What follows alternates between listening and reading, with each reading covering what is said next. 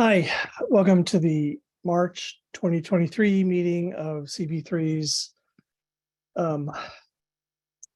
Transportation, Public Safety, Sanitation, and Environment Committee. So I'm David Crane. I'm chairing the meeting.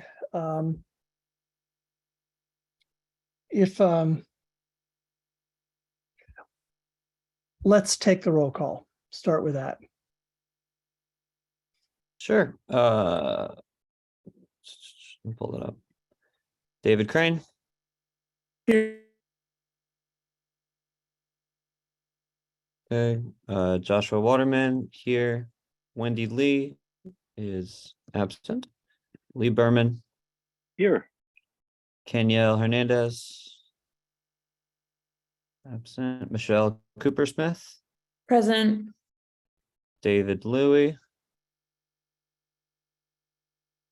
Okay. Richard Ropiak. Absent. July Yang. Here. Here. And then Tariq, you're no longer on committee, is that right? That's correct. Yeah. Okay, cool. Okay. So the chat is for technical assistance only. You could, sign in with your group you're representing if you'd like there, but we're not having discussion in the online chat. When we're going to be hearing from public speakers, we'll be bringing you over a few at a time and allow you a couple minutes to speak. I don't think there's anything else about the technical meeting that we need to discuss. Am I incorrect? Susan? Josh? Yes, Got it all? correct. Okay. So I would like to take the block association item first because I think it'd be relatively quick. If they are here, Jim, NYC block party. If you could. Oh, David, we had decided the open streets would go first because they have to leave. They have to leave. Okay, I figured it would be quick to do the gym one, but if we told them that, let's do the open streets. So the open streets item, we have they provided us a list, which is was attached to the agenda. I really don't have a structured way to handle these. I guess if the committee has any clarifying questions that you would like to ask, otherwise I will ask if there are people from the public who want to speak about, one or more of them. Committee? Okay, so I believe if you raise your hand, I see one of us, Susan. Just excuse me, note, I found out today that there will be a second batch of list of streets that will be opening July 1st and after. These are the earlier ones. And the reason I found out is because St. Mark's wasn't on this list and I inquired about that. So that will be in the second batch. I don't know how many more. And it's just FYI, that's all I wanted to mention.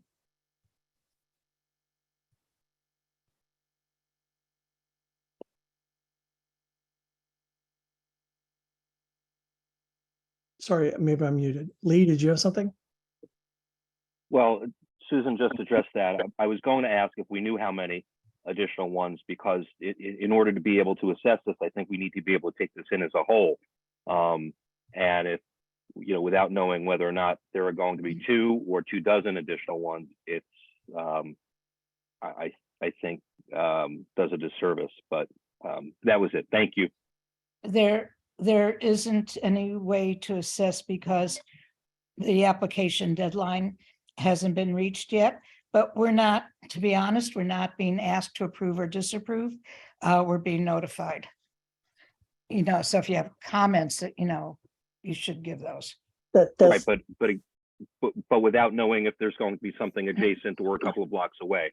But so I get it. Thank you. The only one that I know is still coming, excuse me, is a renewal from last year, if that helps. So Susan, you said they can only be here.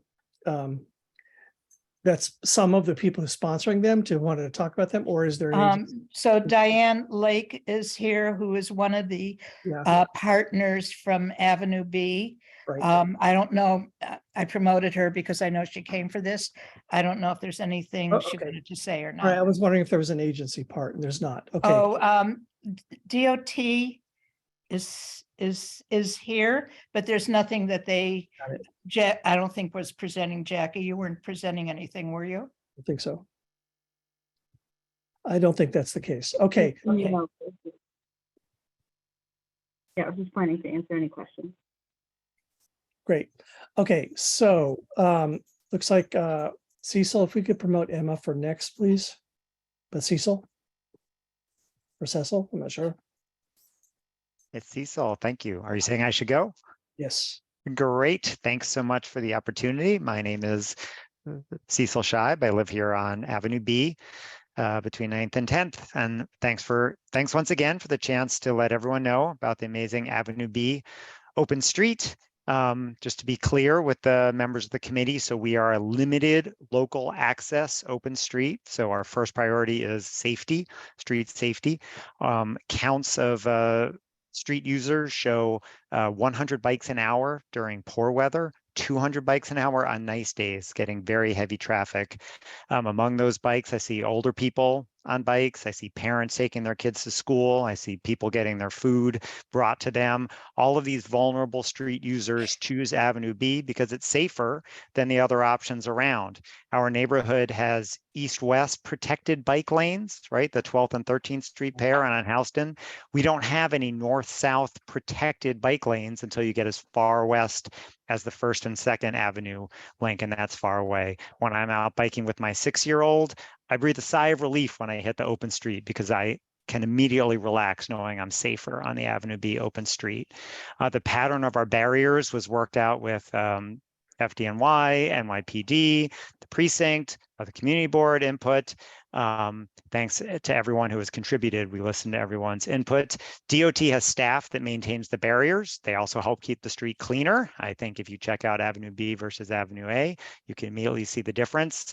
And we've got lots of compliments from the 9th precinct for how we manage it. So we're looking forward to another great year of the open street. And if it's okay, I'll turn things over to Diane. Okay, go ahead, Diane. Great. Thank you, Cecil.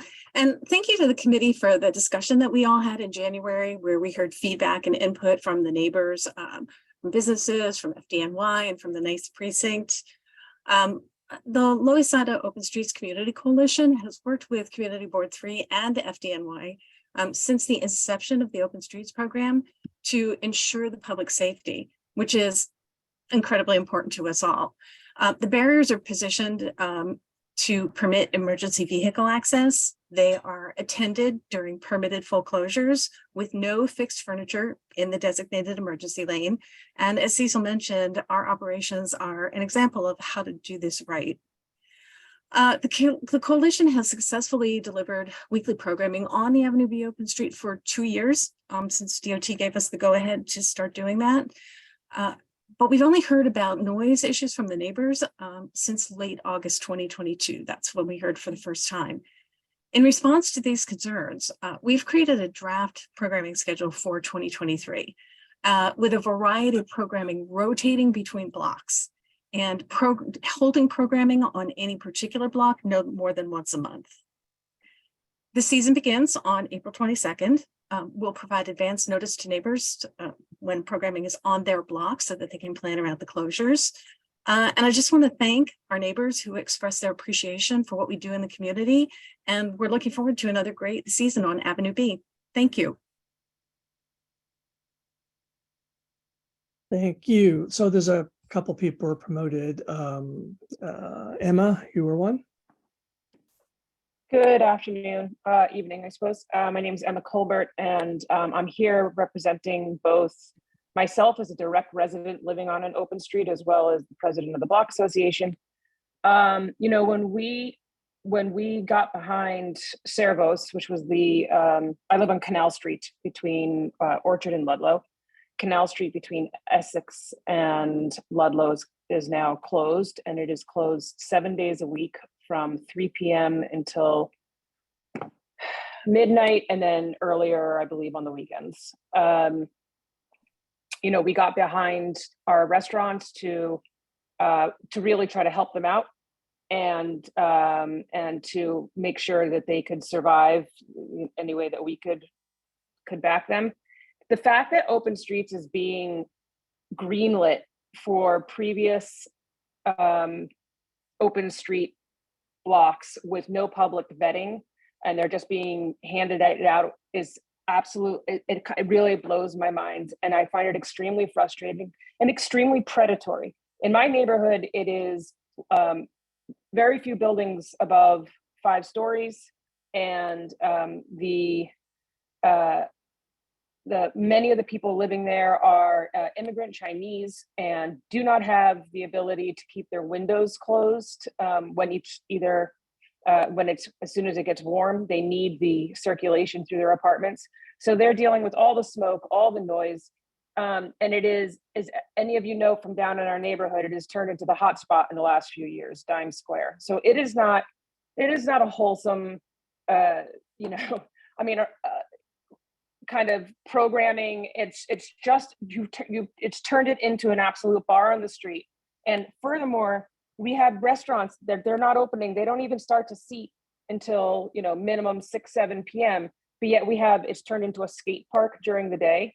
And we have people regularly showing up with speakers. And past 2 minutes, can you wrap up? Yeah,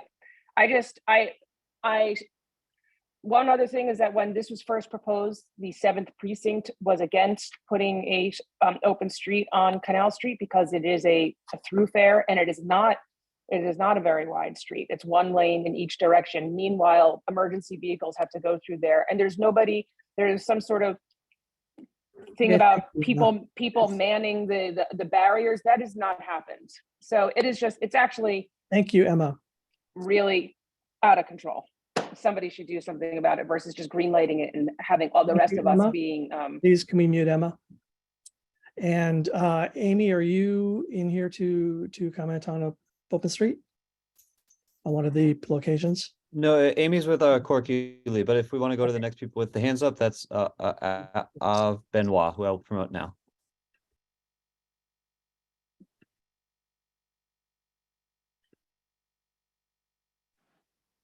Hi, thanks very much. And sorry about the background there, that's from a previous thing. Thank you very much. I just wanted to speak to the fact that Avenue B is not like what we just heard from Canal Street area. And I can appreciate that there are differences in the flavor, the experience of these different open streets. I live on East 7th. I am a walker, pedestrian, and also a cyclist, and I ride all the streets in the Lower East Side. And I must say that riding on the open street definitely makes me feel better. It's also something that has been a very positive thing to bring the community together through these various voluntary activities that pull people out of their apartments, get them to interact, intergenerational, mixing it up, intercultural. So just wanted to express my my support of Avenue B continuing as an open street. And if you have any say in things more, protected bike lanes is a whole other issue. I'm in favor of that as well. Thanks very much. Over.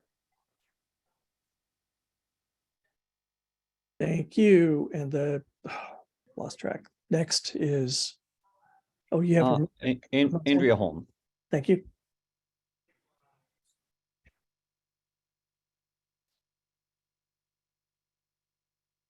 Andrea, are you still muted? You can unmute and speak.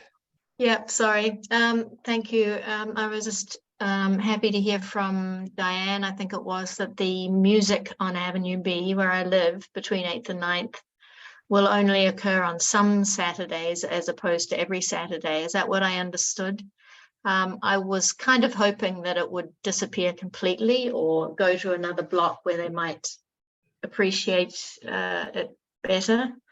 But could I ask how many Saturdays we can expect it to occur on Avenue B and between 8th and 9th so that I can tell my building? We don't know at this point. Okay. how many, so how many blocks are you working with for spreading the music around? I believe it's 6 to 13. David, I had sent you and Josh some information earlier, but I believe it's So- like 6 to 13. Diane, perhaps Diane can confirm that. Diane Lake. Yes, we're looking at all the blocks on the open street to rotate. And as Susan said, specifically- it's not finalized yet. Okay, well, that sounds better anyway than what it was. And just a reminder that we have no commercial businesses on our block between 8th Avenue B, between 8th and 9th. So there's nothing in it for people to be walking down there. It's usually a quiet residential street, and we would really prefer that it stay that way. But I appreciate your efforts. Thank you. Thank you. Josh, can we bring in the next one? It looks like, Yeah, Anthony Alvarez, who is a panelist now. Or about to be.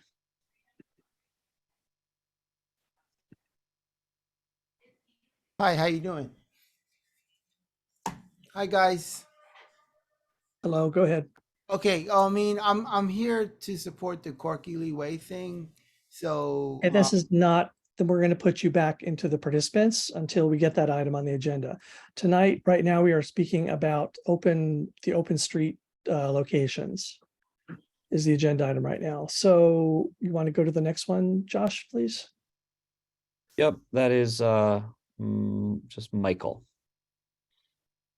Michael, you can unmute, speak. Oh, hello. Can you hear me? Yes. Oh, sorry. I didn't realize I was up. Thanks for running this review committee. Wondering if the committee would consider commenting on the Broome Ludlow location as part of their response to the city.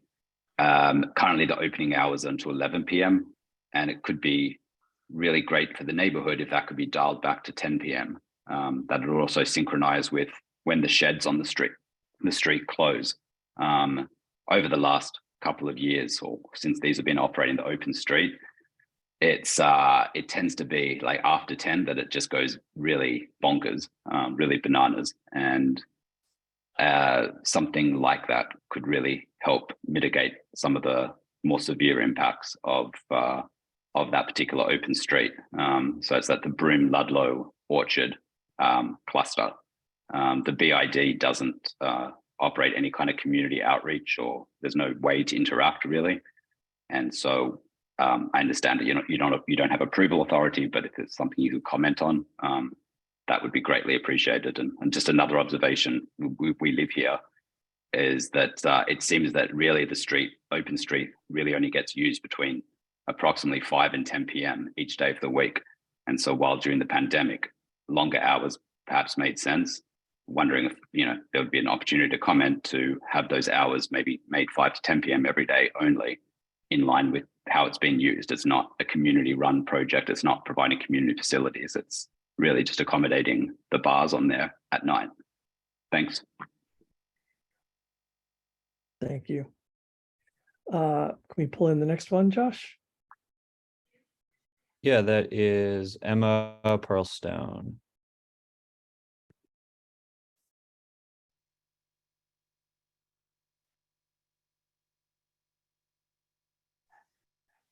Hi, I just wanted to make a quick comment in favor, again, for Avenue B. I'm an Avenue B resident. I live at a 3rd Street in Avenue B, and while I don't have the open streets that extends down to my part of the block, I really appreciate as a biker that it really helps to slow down traffic. I think people use Avenue B as a throughfare right off of Houston. It's an easy way for people to get up to 14th Street. And for me, when the open street's in effect, I am able to bike much more safely. I enjoy the programming. I think there's a lot of great community effort. It makes me a proud East Village resident. Thanks. Thank you. Josh, next. Yeah, Robin Chattel. And also July has her hand up, maybe after Robin. Hi, I'm Robin Chantel. I live on Grand Street, and I also sit on community board, but I'm a different committee. I just wanted to also ask the committee to consider for these open street applications, who is the sponsor of them? Some of the problematic ones that people are talking about, Canal Street, Broome Street, are not run. There's no group, organized group, except for a restaurant that's running them, and therefore that's the difference between Avenue B, which I'm in support of, which is run by an incredible not-for-profit local group. I'm trying to do good things for the community. So when you're taking this, responding to the city, please consider the sponsors of those open streets and what they're doing and what their reasons are. The Dines takes over the entire width of Canal Street with their dining tables. So basically all that open street for them is providing them with a source of revenue. Thank you. Thank you. So now back to committee then. July. Yeah. Thanks. Susan, is your yeah. hand up to speak? Sorry, wait, July.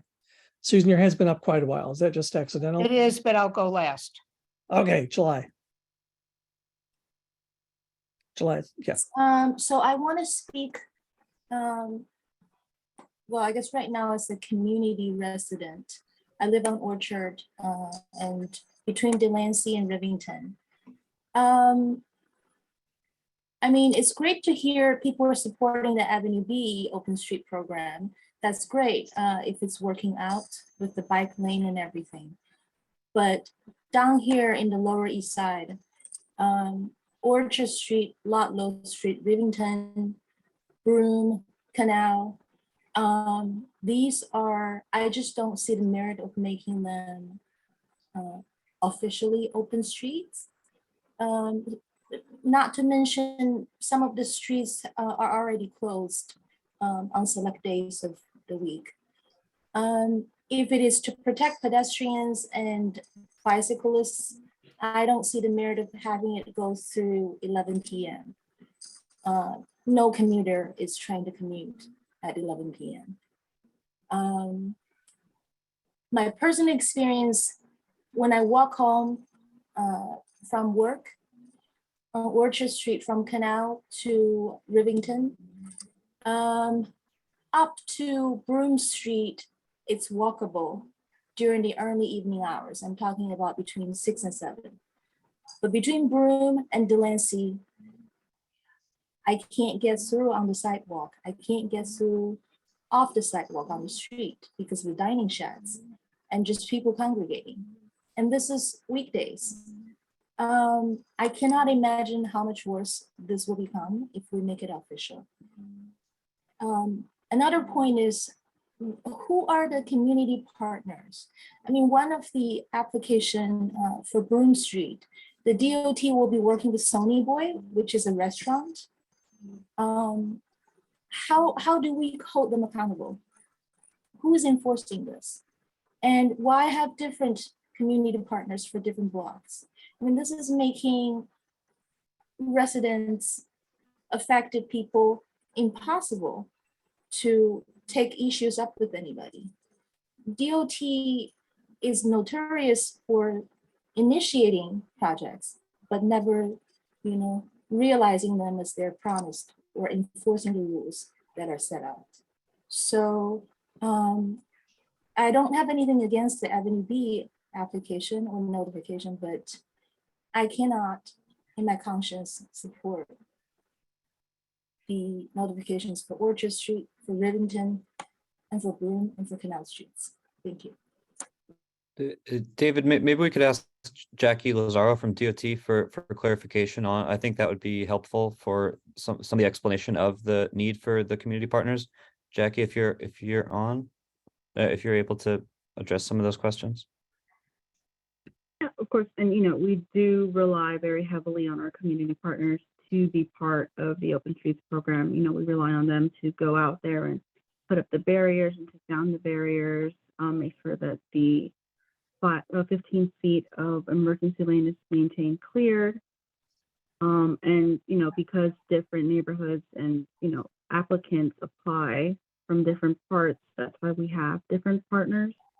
If there was one, for example, like if there was like a bid or something that wanted to maintain multiple open streets, you know, that would be an example of where we would have one partner for several different open streets. But in this instance, there are a lot of, you know, other, you know, more community-based, or I should say smaller community-based partners that, you know, do apply. Could I ask then, like, who is the community-based partner, if that was your term, for the one on Broome Street? I believe on Broome, let me just double check that one. Because there doesn't seem to be a public facing entity for any of these except for the Avenue B one. I mean, so I'm curious. And it wasn't in the notification, for instance. Yeah. So for Broome, we are working with the Lower East Side Partnership. Okay. Okay, so it's that type of thing. Thank you. Michelle. Thanks, David. I know that some people on this committee might be newer to the neighborhood, but actually the vast majority of these streets have been open streets for the past 3 years, official open streets. I think there's only one that's a new one that is very limited. I live just across the street from the Canal Street open street, and I want to say that it's probably one of the best thing that's ever happened down here. Canal Street actually does not have any crosswalks for pedestrians, if you can believe it. I pick my dog up when I walk across that street because it's so dangerous. Having those streets blocked off is incredibly useful and safe, makes me feel safer. And in fact, I do walk after 11 p.m. Weirdly enough, you know, as a New Yorker, I do walk after 11. So I also just want to say as a general comment, David, I'm not sure exactly what we're doing here with this agenda item. We didn't really get any guidance about it. So I think it's a little bit hard for us to have this discussion without any thought process, especially as Leah said that we don't even know all of them yet. So I don't know, maybe it would be better to wait till we have all of them, you know, in front of us. So yeah, thanks. Okay, Susan. So as far as waiting, I just want to make some clarifications. First, as far as waiting, the board voted to ask DOT to extend the comment time from 30 days to 60 days. What they did was they extended it from 30 to 45. So we're just making the 45 days. So we can't wait on that. I just want to say for problems that people have mentioned, such as speakers, they are illegal. And every speaker that's been reported to us, we've worked with the police to have removed. So if you have problems of, you know, bad behavior, particularly illegal behavior, please report it to the community board, report it to the police. I did check all the open streets with the 7th precinct and the 9th precinct, and they were fine with them. So they're not aware of any large problems, but we can deal with problems. We did have one open street on Lower Avenue B that had problematic partners and was a problem. And we worked with DOT to close that. So I just want to encourage people to let us know. And as far as the Avenue B, we did meet, and a lot of the programming was finalized, but there's just a little bit more to go. So there's going to be one more meeting.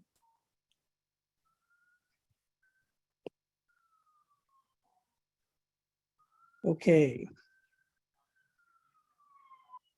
So the letters that we received, the notifications, do say from the date of this notification, your office have 45 days to offer any comments to DOT for this open street location.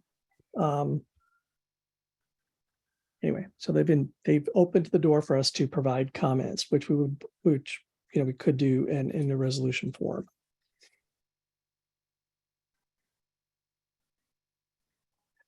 And DOT has heard the comments from the public just now.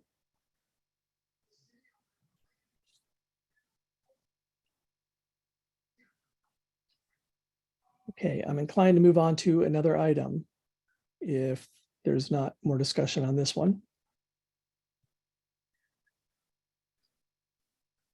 Okay, so we're going to do that. Sorry, trying to bring up all my windows.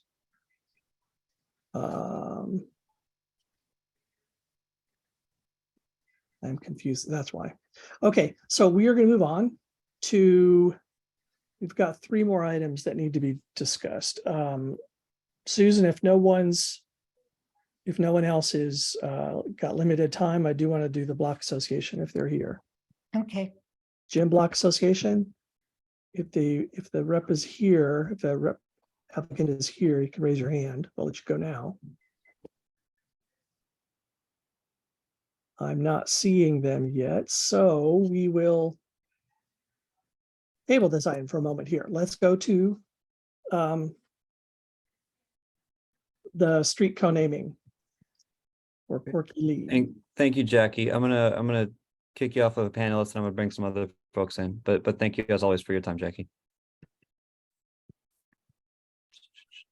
Okay, so what we have is a street co-naming application. We had guidelines that they have looked at. I'm just going to let the applicant speak for a few minutes to explain the nature of the co-naming they want, why it's important, and and then we'll discuss it as a committee. And Amy?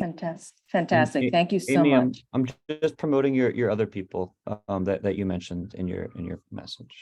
Great. Yes, I see Darcy Siegel, and we should get Chinese Adoptee Alliance and Daniel Lewis.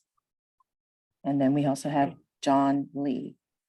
Okay, I think Alice Dave. Hennessy was Chinese Adoptee Alliance now. Okay. Yes. And then John Lee should be the last one. David, could I just clarify, you have the signage change, right, on the agenda? Yeah, it is there. The first street, the Metzer Yeah, I Tower. just wanted to make sure you, because I thought you said block party, and Terry is here for that when you get to it. For the first street. Yes. Right. Okay, that's not the one I had called, but Okay. For the next. Okay. Right.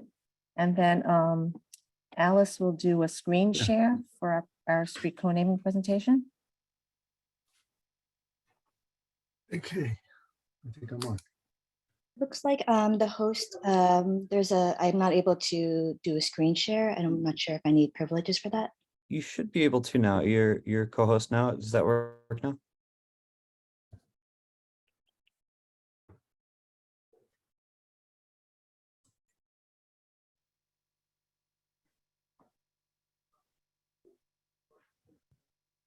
Fabulous. Okay. So thank you for the committee for entertaining this request. Good evening. I'm Amy Chin of Think Chinatown. The Corky Lee Street Co-naming Committee consists of representatives from the 4 New York area chapters of OCA, Asian Pacific American Advocates, and the Chinese Adoptee Alliance, and Think Chinatown. With me tonight to speak on behalf of the committee are Daniel Lewis and Darcy Siegel, who are officers of OCA, and Alice Hennessy, a board member of the Chinese Adoptee Alliance. Our committee has spent more than a year on this initiative to co-name Moscow Street as Corky Lee Way, with the help of dozens of volunteers. And tonight we will go over who Corky Lee was, why we chose Moscow Street, our canvassing results, and the support that we have. I myself was Corky's friend and colleague for over 40 years. Corky was a lifelong New Yorker, a celebrated and beloved activist, community organizer, photographer, and journalist. Self-proclaimed as the unofficial Asian American Photographer Laureate, Corky's work spanned decades of life in New York Chinatown and in AAPI communities nationally, and has had a profound impact on shaping Asian American representation. Sadly, we lost Corky Lee to COVID-19 on January 27th, 2021. Corky documented a range of subjects, from the daily lives of residents and shopkeepers on the Lower East Side to major historical movements such as protests during the height of the Civil Rights era. His recreation of the historic photograph commemorating the completion of the Transcontinental Railroad, but in his version, including Asian faces, is among his notable works. Corky himself estimated he took more than 800,000 photographs throughout his life. He was born in Queens and raised by immigrant parents from China. Corky taught himself photography, and he strived to capture the underrepresented and largely ignored world of Americans of Asian descent. Beyond his photography, Corky worked as a community organizer and a mentor to many generations of students and fellow activists. It did not matter to Corky if you were the president or a young student. He would share his knowledge and resources with you. Some people even lovingly called him the Corkypedia. Corky would routinely travel to speak to student and civic groups, art centers, and elsewhere to enlighten the world about AAPI history, often at his own expense. Corky was well known across the United States, but he had a special lifetime connection to Manhattan, Chinatown, and the Lower East Side. Corky's first job over 50 years ago was as a photographer for the Two Bridges Neighborhood Council, documenting the poor living conditions across the neighborhood. Corky was an early member of Chinatown's trailblazing cultural organization, the Basement Workshop. And in the last decade of his life, Corky helped to found the Sons of the American Legion group at the Lieutenant B.R. Kinlau Chinese Memorial Post on Canal Street, and he served as their historian. Corky also launched a series of free film screenings at the First Chinese Baptist Church on Pell Street. Corky was quite literally everywhere in Chinatown. So ubiquitous was he that a longtime friend jokingly suggested that instead of Chinatown, we should rename the area Corky Town. And that came close to coming true on May 5th, 1988, when the then Manhattan Borough President, David Dinkins, proclaimed it to be Corky Lee Day in recognition of Corky's contribution to Asian American communities. Since Corky passed, he's been lionized in numerous news articles, documentaries, short films, artwork, and even in songs. His accomplishments and lifetime of service cannot be understated. I'm now going to pass this on to Daniel Lewis of OCA Westchester, Hudson Valley, who will talk about why we chose Moscow Street. Thanks, Amy. The intersection of modern Moscow was a special place for Corky from his earliest days. It was a place where Corky would routinely hang out across the years. At Silk Road Cafe, where he would go after a day of shooting photos to review his work and use it as his unofficial office, and Hot Key Restaurant, located in the building the Moscow newsstand is attached to, where he would regularly dine and fetch with friends. The newsstand at Moscow Street is also where Corky mounted his very last photographic exhibition. In 2020, Corky used money from his birthday fundraiser to stage a 10-day photo exhibit titled Corky Lee and Friends. He pioneered this corner as a safe, joyful, and creative hub for the neighborhood, even in the midst of a global pandemic. It was where many friends and colleagues got to see him, be with him, and talk to him for the very last time. Since his passing, Corky's vision for that corner has blossomed as locals and younger generations continue to gather at the corner newsstand for community activities. In one of the documentary films about his life, Photographic Justice, The Corky Lee Story, he shows the filmmaker Moscow Street and recounts the history and the importance of that street. Moscow Street was named for a dedicated community leader, Frank Moscow.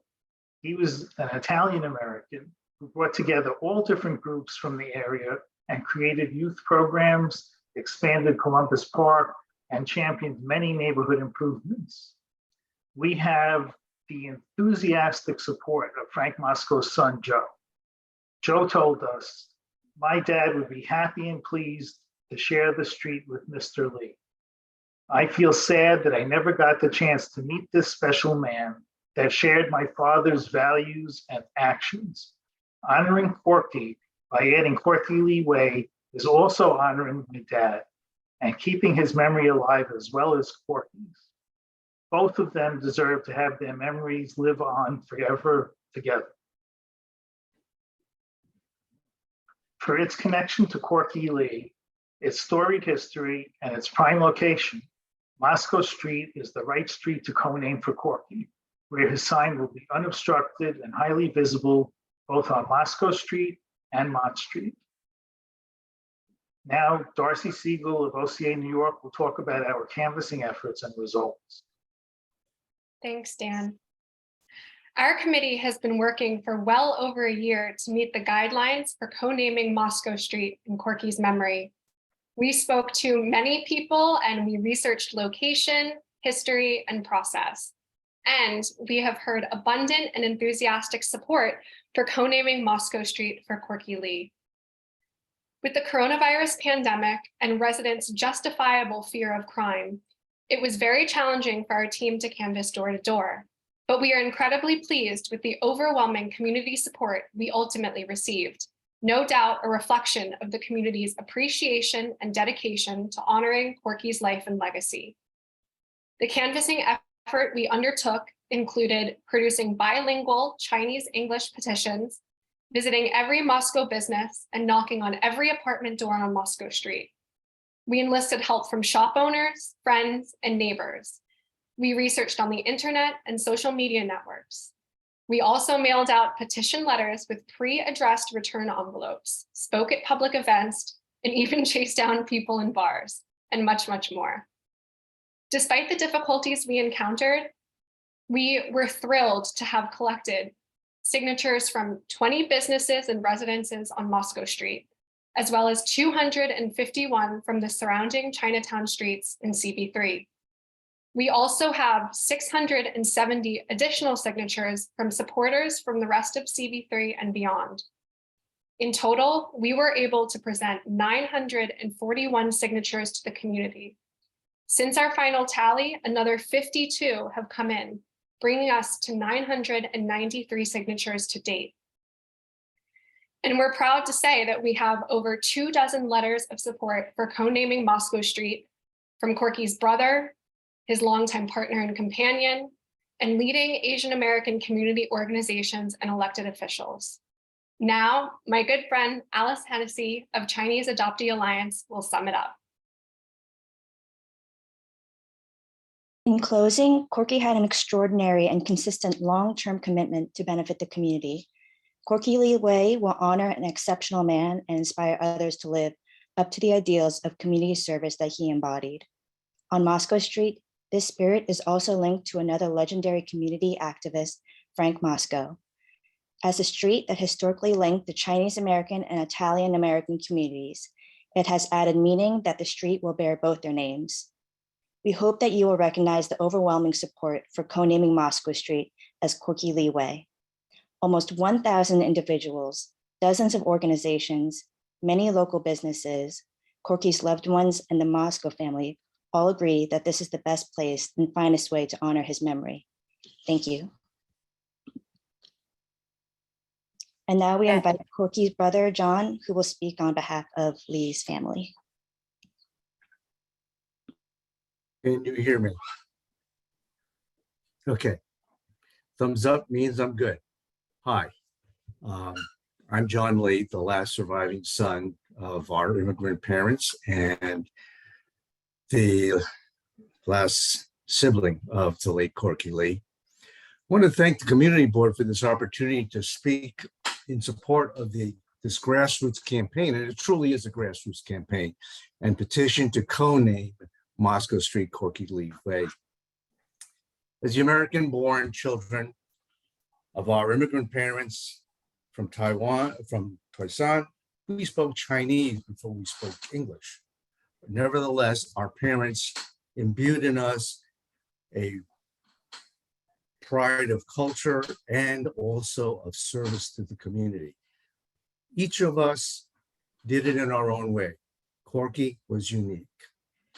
He took his camera and managed wielding his camera for half a century, sometimes in the early days with me by his side. As a sword, he burst the bounds of stereotypes, challenged authority, injustice, and sought redress.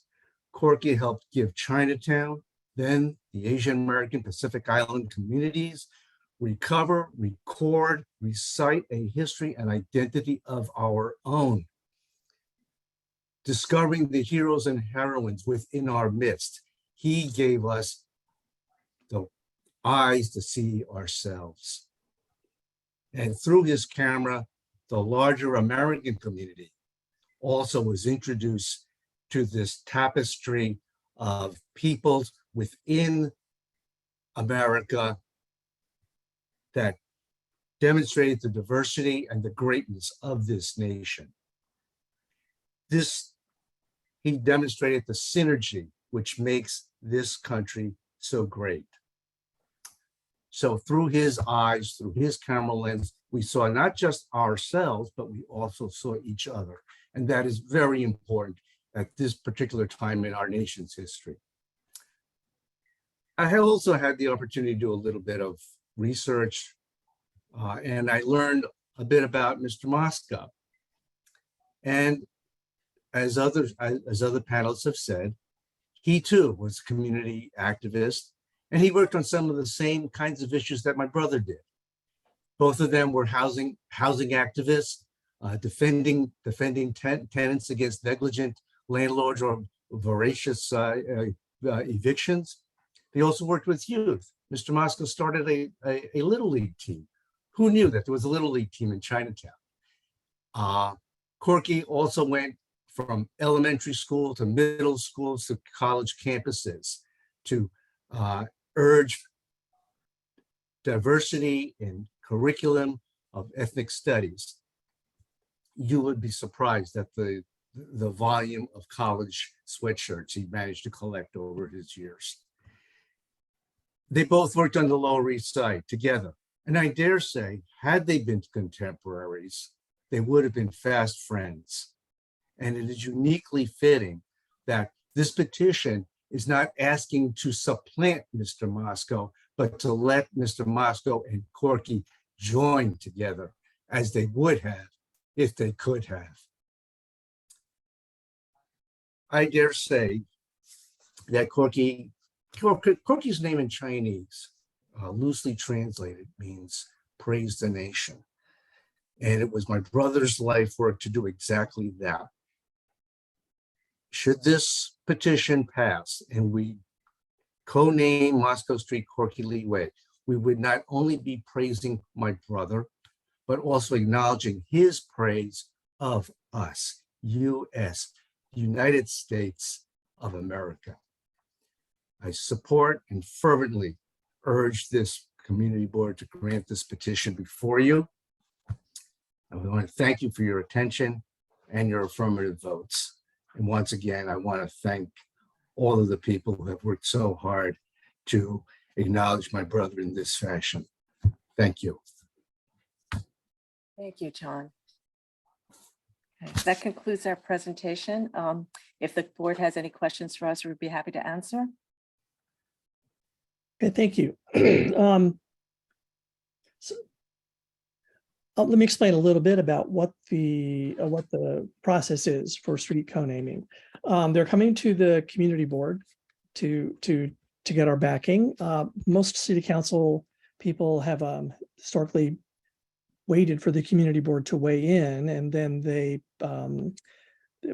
introduce legislation. Legislation is what establishes the co-naming, and that happens twice a year.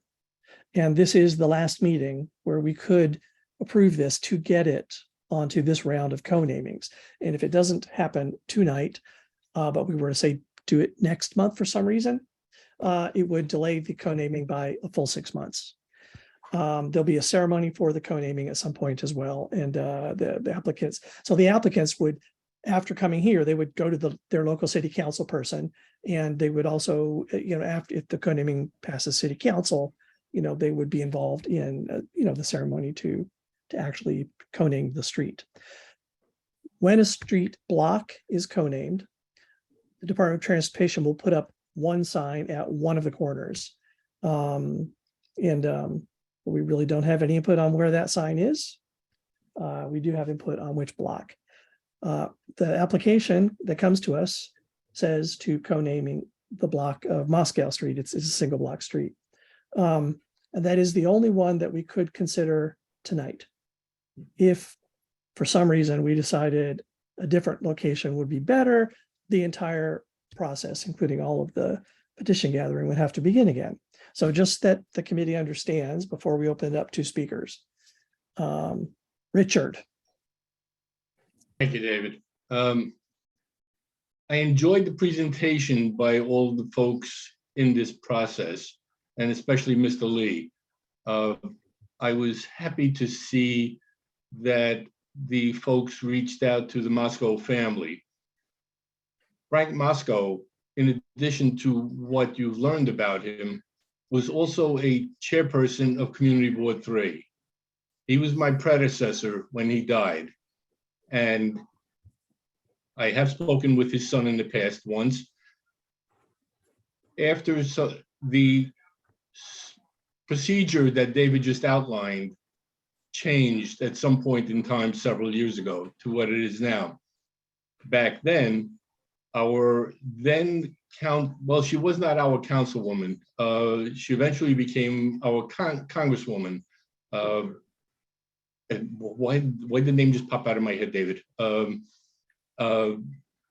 She lost re-election this last election, and shame on me for not remembering. Oh, Carolyn Maloney. Carolyn Maloney was the person who had the change made for that block, because Mr. Moscow lived in that block. I was in that building visiting him and his family. So I am pleased to see that someone of as good reputation as Mr. Corky Lee is going to be hopefully the co-name of the street together with Frank Moscow. But I thought it would be fun for you folks to know a little bit about Mr. Moscow, especially since at some point that building was not an elevator building as far as I recall. And he eventually moved into Confucius Plaza for a brief period of time before he died. So just a little background for you folks. And depending on what the motion is before the committee, I'll probably be happy to support the co-naming motion. Coincidentally, that would have made Mr. Moscow a neighbor of my mom and dad, who lived also after they retired in Confucius Plaza as well. Oh, by the way, one last point. If I recall correctly, when the proposal was made to change the street to Moscow Street, apparently the street was previously named for a pirate. I don't remember the name. You'd have to go back into the historical records, but I don't think anybody had a problem with changing it from a pirate to a community activist. I think just right before Moscow, it was Park Street. That was Yeah. Yeah. Park, But prior to that was another street name. Yeah, thank you. So again, just to clarify then what co-naming is, it is not renaming of the street. It will continue to be Moscow Street. All postal addresses would be Moscow Street, Moscow Street. And yeah, the honorific would be, I believe it's a brown sign, would hang just below the official street name. And are there other from the committee before I go to the public to ask for their comment? Yeah, Josh. I also don't have a question, and I don't actually have the personal connection that Richard had, but I do just want to thank you all for your presentation. I found it very moving.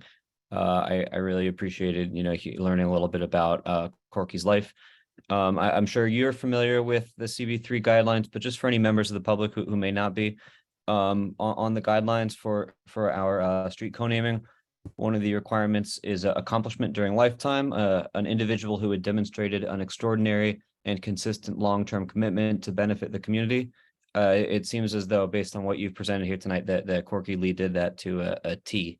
I look forward to voting in favor of this later tonight. And thank you again for your time. Thank you.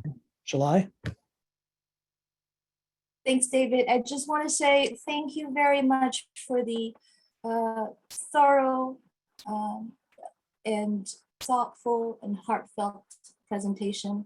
I very much enjoyed watching and listening to it. And I strongly support this application. Thank you very much.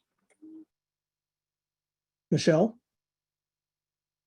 Thanks, David. Yeah, I just want to echo what the other committee members said. I've been through a couple of these street co-namings at this point, and I think this is probably the most comprehensive presentation that we've gotten thus far. I will also be supporting once we promulgate a resolution. Thank you.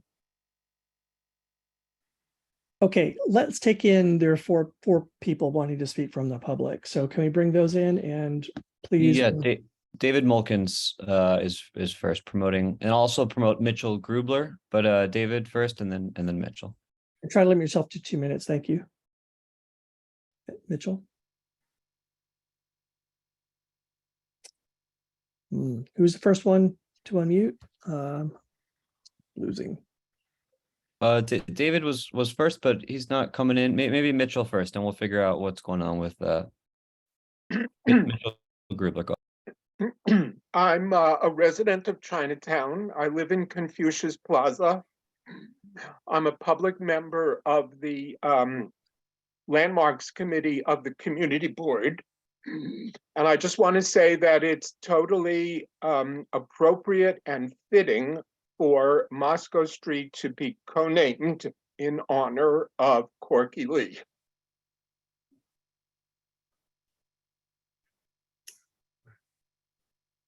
Thank you. Now is the other one? Yeah, David Mulkins, you should be able to speak. Hi, can you hear me? Yep. Oh, great. I'm from the Bowery Alliance of Neighbors, and we strongly support the co-naming of Chinatown's Moscow Street as Corky Lee Way. Corky was a tireless chronicler of Chinatown's community and an advocate for preserving its historical and cultural heritage, and an activist who sought respect and social justice for the Chinatown community. Corky was one of the most prominent movers and shakers in the successful effort to get the gold medal for 20,000 Chinese American veterans of World War II. He also helped raise consciousness about the tremendous role that Chinese workers played in building the Transcontinental Railroad. Corky's photography keeps alive the memory of this kind man of vision and humanity. His legacy would also be enhanced by the much-deserved co-naming of Moscow Street. Thank you. Thank you. So as we go forward, if you are still in the attendees list with your hand up, leave your hand raised because we're bringing them in a couple at a time. And if you lower your hand and put it back up, unfortunately, you drop to the end of the list. I have Jan Lee and then Anthony Alvarez, both of whom are in here. Okay, go. Thank you, committee, and thank you to Think Chinatown. For those who don't know, my family owns the building at the corner of Moscow Street and Mott Street, and we're coming on 99 years of family ownership of this building. And so we not only knew the Moscow family very dearly, I shared Chinatown Community Young Lions with Frank Moscow's son. Frank Moscow, of course, was well known for his advocacy for Columbus Park, which terminates at the end of Moscow Street. I wanted to say something about the bond between the Italian community and the Chinese community. This opportunity to memorialize two people. And here's the problem in New York is that you have so many great advocates that you'd like to name streets all over the place for them. But this particular street, geographically, symbolically, with John's brother Corky and Frank Moscow, I cannot think of a better street that would memorialize the strong bond between the Italian community and the Chinese community, and how this interesting street that is between Mott Street, traditionally Chinese, and Mulberry Street, traditionally Italian, is so suitable that this is the place where these two great men should be memorialized and no other, because we still celebrate the relationship that we have with Little Italy.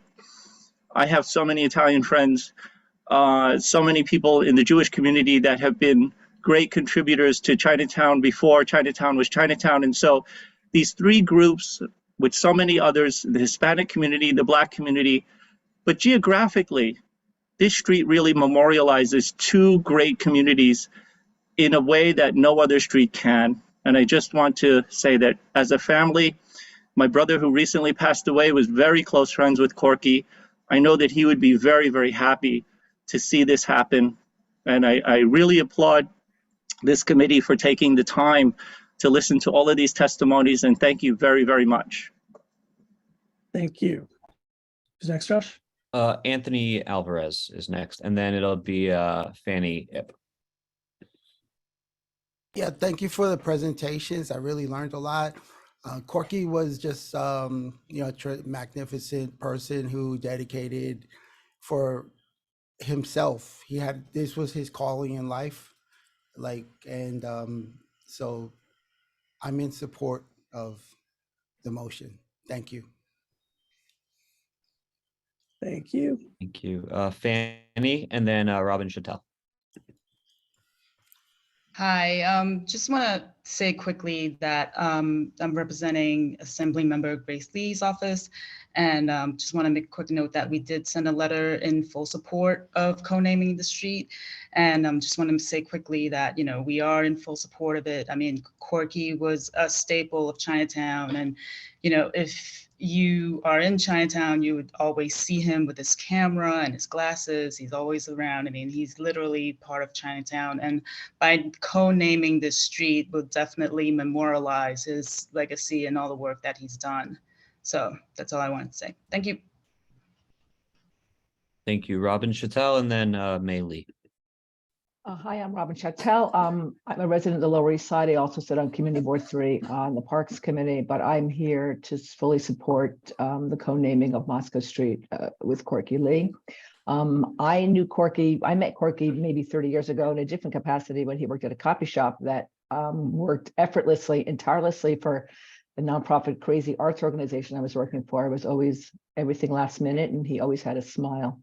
But I'm to learn all these things about him that I didn't know is incredible. And I think more people like myself need to learn about Corky Lee and his place in Chinese American, especially New York City history. So I would love to see his name up on that street with Mr. Moscow's, and I'd love to see a plaque about the both of them on your building, sir, who has that building. So we really can find out what they do for every time we're on that corner. So thank you. Thank you, Mei Lee, and then Mahir Rahman.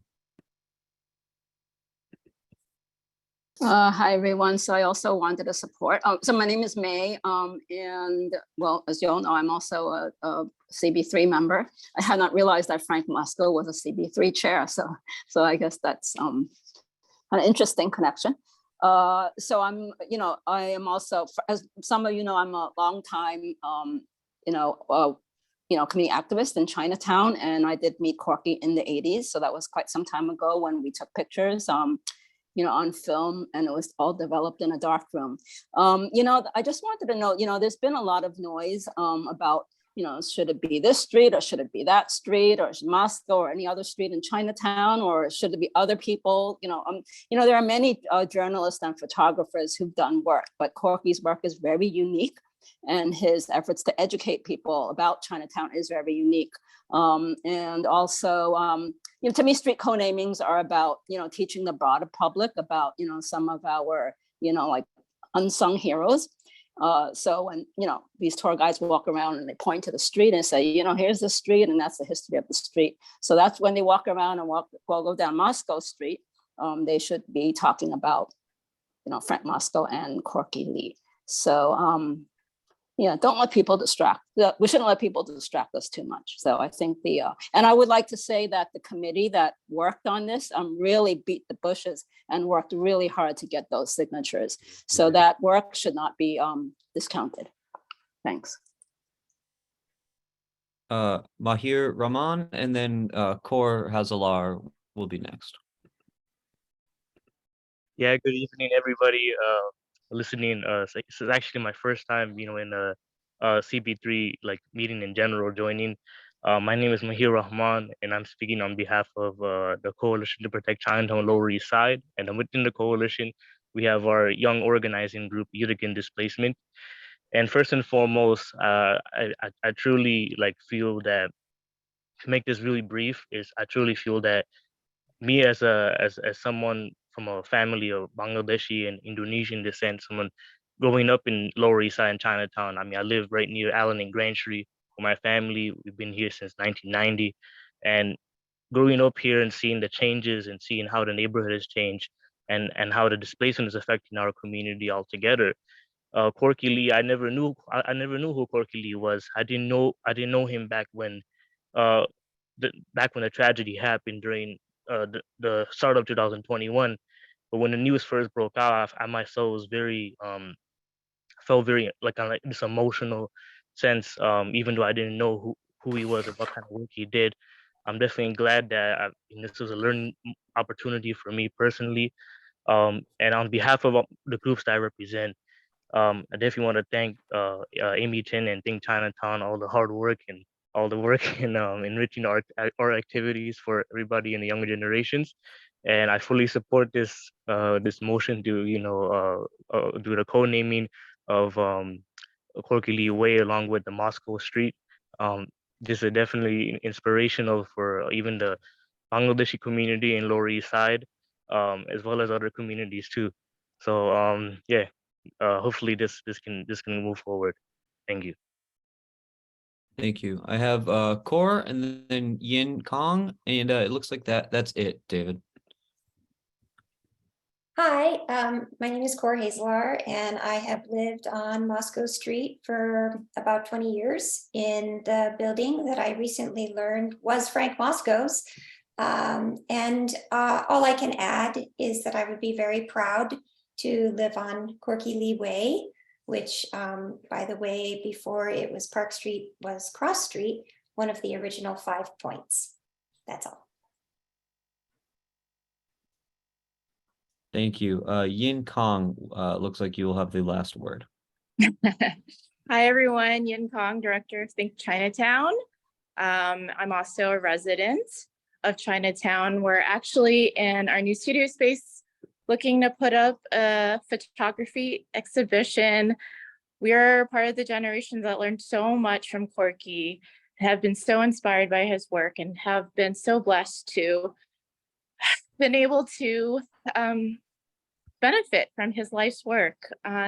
We're so grateful to the committee for putting all this hard work in, really pounding the pavement, and you know, completing all that community engagement needed for this process. So I cannot speak more positively about this action of coming together as a community to honor our friend Corky. Thank you. Thank you, Josh. I think we've heard plenty. There's one more from Victor Papa. But we've right? heard so much. I really want to get us moving. We've got other things to do. Thank you, Victor, though. You did comment that you supported it in I saw it fly by in the chat. So, okay, before we go on, all right, I got some testimony from another committee member, and I'm going to read it. So please do not imagine that I am saying these things. All right. We just heard 100% support for this, including specifically for the location and the amount of outreach that was done. So let me just preface it by that. And let me tell you that Carlin Chan has asked me to read it, which I'm going to read some of it. Although no one came to say these things, he said, many others in Chinatown feel Moscow Street is inappropriate. Okay. And he also had said that co-naming, it should be so important that it should be a different street. More appropriate would be Mott, Doyers, or Pell. And at the end, something about the applicant has not met the level of community outreach necessary. So anyway, that's that. Carlin, apparently what he wants is a different location. So I'll just no one backed that up who bothered to come to the meeting. So we can now entertain a motion, because I believe you have a draft. Is that what you're about to do, Josh, or what do you want to say, Josh? That's yeah. I was going to raise my hand and just disregard the line that Carlin would have been going down, and I'd love to introduce a motion that the group submitted to us. I'd like this to call for that. So if there's a second. Great. Thank you. So let me just just pull it up here on my screen and I will share that. Okay. Let me zoom in a little.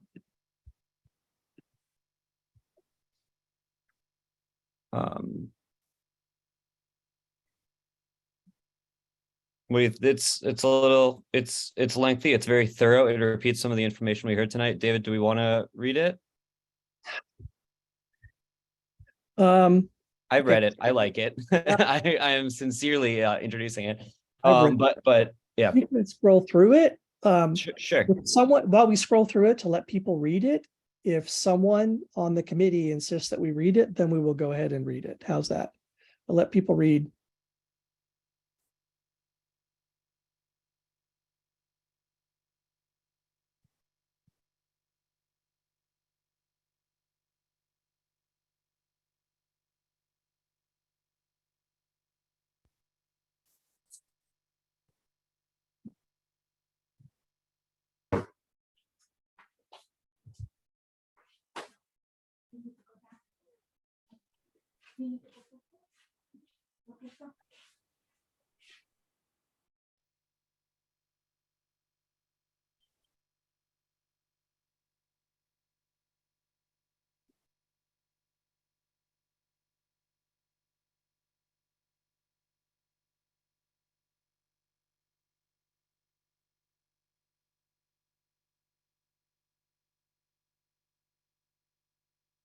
And there you have it.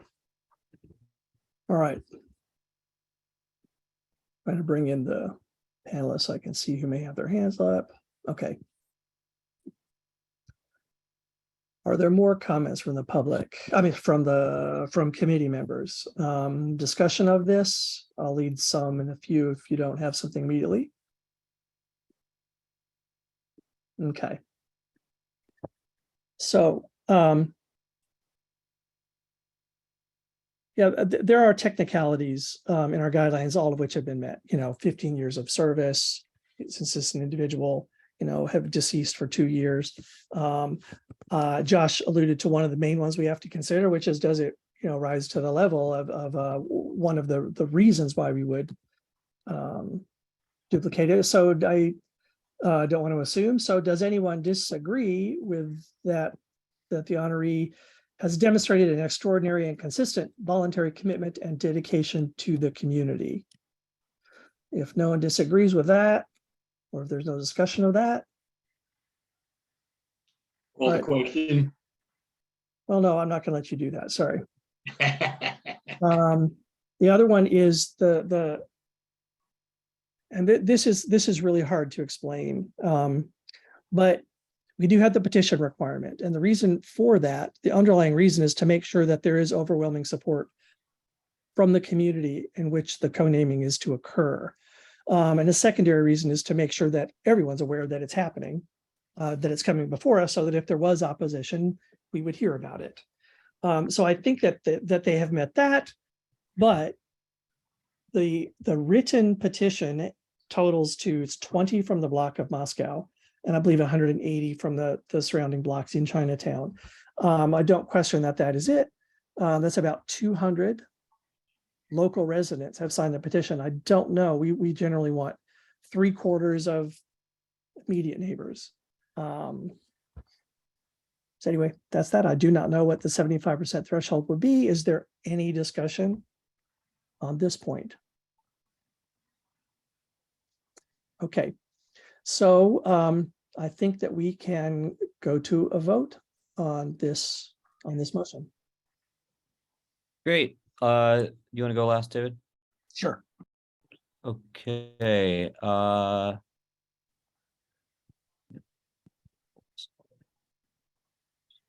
Mute myself. I did. About the outreach, there were a lot of letters from prominent organizations and worldwide outreach as well. I mean, we're more concerned with the local community, but there is very wide support for this, I will say.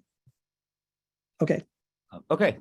Joshua Waterman, yes. Wendy Lee is still not here. Lee Berman. Absolutely. Great. Kenyelle Hernandez. Real quick, Susan, I have to abstain from this or can I vote? No, you can vote. Okay, yes. Great. Michelle Cooper Smith. Yes, also, I think Wendy is in the attendees list. Thank you. Thank you. I'll move her over. Richard Ropiak. Yes. Great. July Yang. Yes. Great. We'll get Wendy over to this side. I'm sure she can hear us.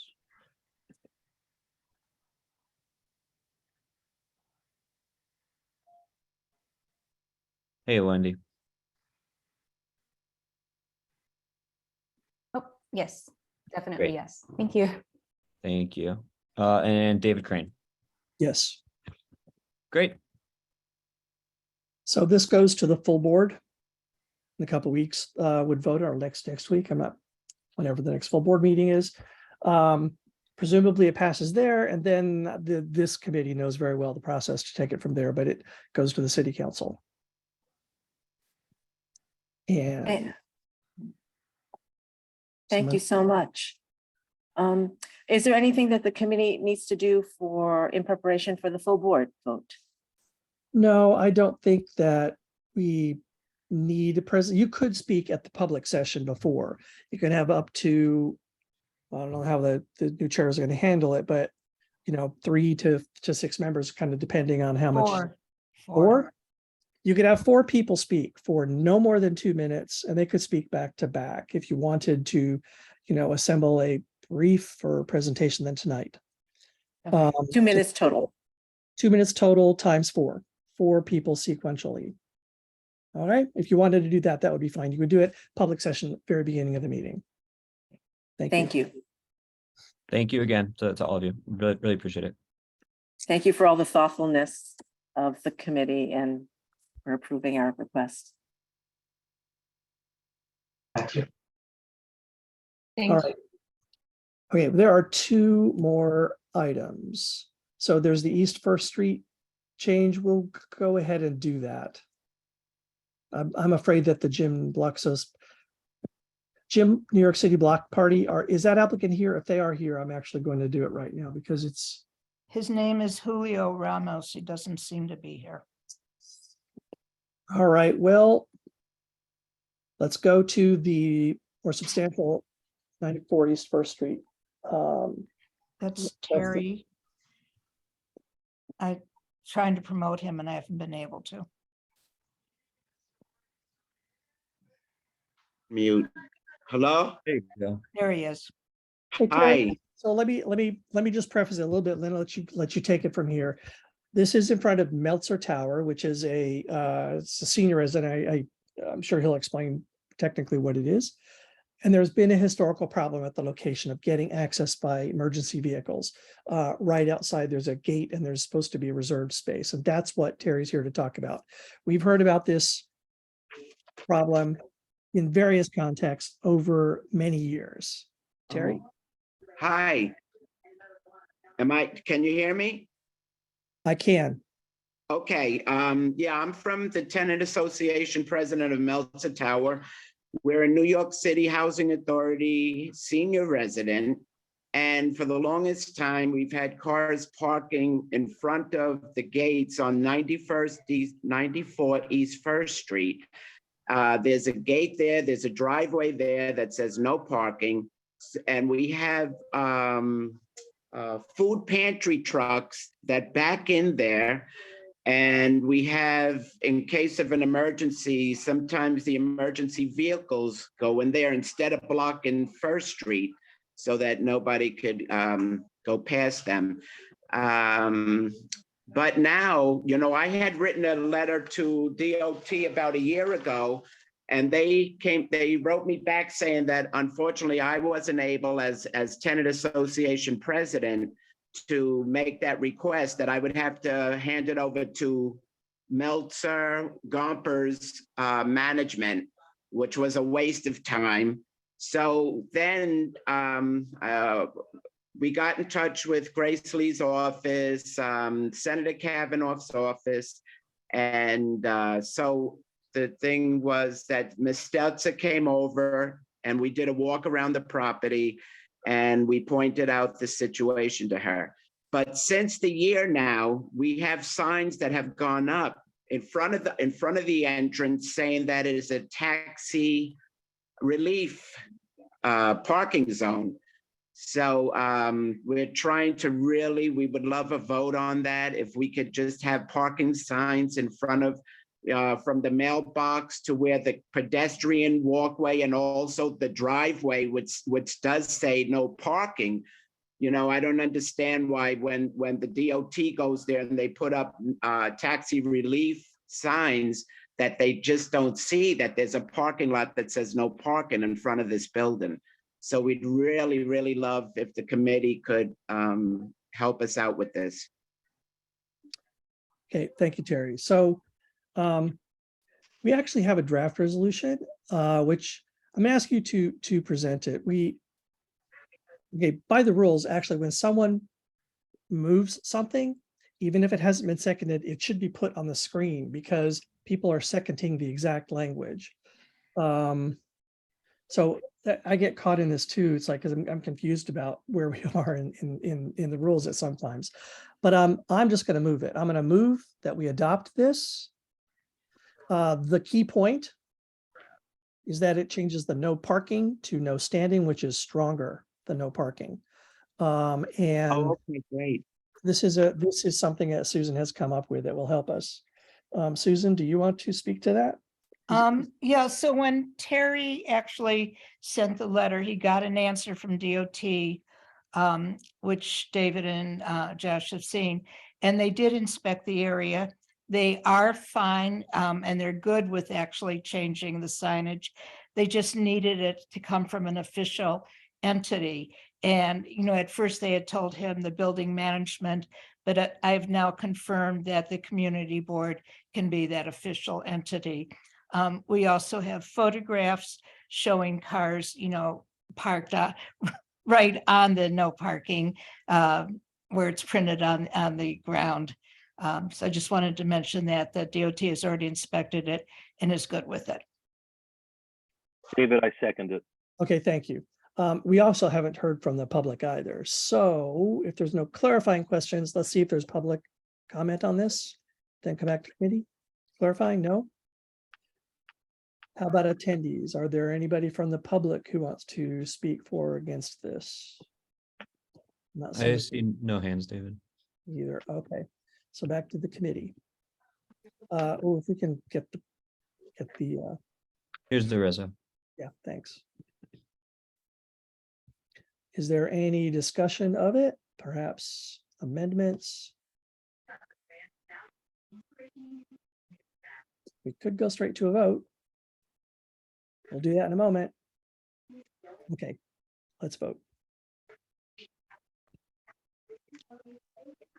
Oh, Wendy, I can just do it because you just got home or whatever. Let's see. Joshua Waterman, yes. Wendy Lee, Yes. Lee Berman, Yes. Danielle Hernandez, Yes. Michelle Cooper Smith, Yes. David Louie is not here. Richard Ropiak, Yes. July Yang, Yes. David Crane, Yes. 8-0. Okay, thank you. I really hope that this is more effective. It certainly opens up a lot more enforcement possibility. Right. Okay, I want to thank you all. Thank you. I hope it works, Terry. I do too. Thank you so much, the whole board. Thank you, and thank you, Ms. Stetzer. Okay, the last one, they're probably not here yet. Jim. No Julio Ramos. Do we want to just deny on grounds of failure, or what's it, failure to appear? What's it called? Or what do we do? We could say that, yeah, because they didn't appear to answer questions. Susan? Yeah, I would deny to non-appearance. Yeah, Non-appearance. that's what we typically do. What we would want to ask is, you know, what's the nature of it? What are the hours, sound, you know, that kind of a thing, and nobody's here to talk about it with us. There's still a lot of attendees left. Any attendee who wants to say something? Otherwise, we're just going to come back to committee. Susan, do you, okay, go ahead. Sorry, I thought you were ending it there. I was gonna ask you if we need to come up with language. We should. So let's just say, here, I'll just draft on the fly. Whereas organization. The community board 3 denies due to non-appearance. Yeah, I know, but let's explain so that the board can understand what they're voting on.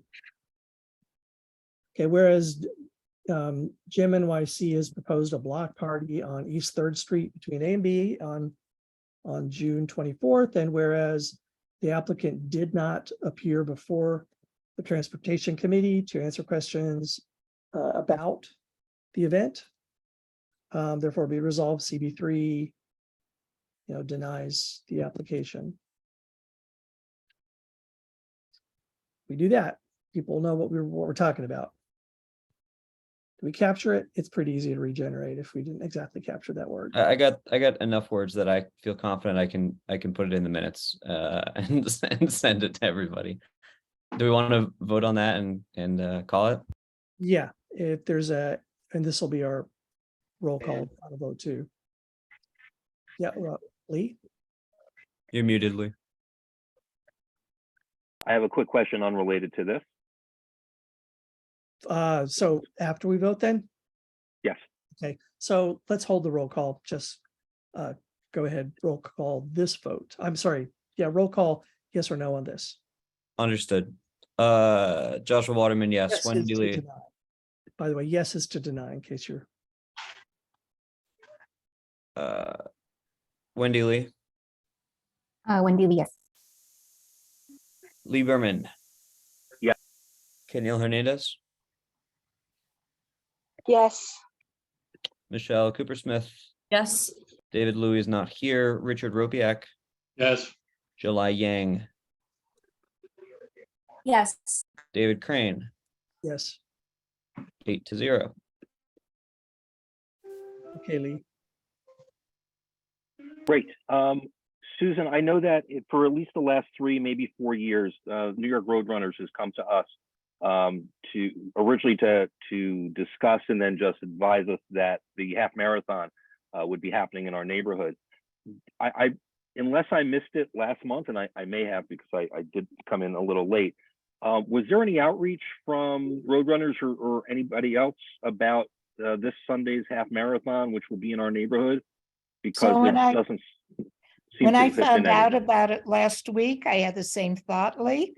At my district service cabinet meeting today, I asked the 7th precinct because there always had been, in the very beginning, there had been some issues, particularly access to the churches. And I asked the community affairs from the 7th precinct, and they said that they had been talking to them, that, after the first few years, they developed a system with them that is reoccurring every year, and there were no more issues. And yes, they did reach out to us. No, it was not in a timely manner. It was last week. Okay, thank you. Okay, so let's have a roll call for roll call. Very good. Attendance. Same thing as before. Joshua Waterman. Present. Wendy Lee. Present. Lee Berman. Present. Kenil Hernandez. Present. Michelle Cooper-Smith. Present. David Louis. Richard Robiak. Present. July Yang. Present. And David Crane. Present. So the meeting is adjourned. Thank you.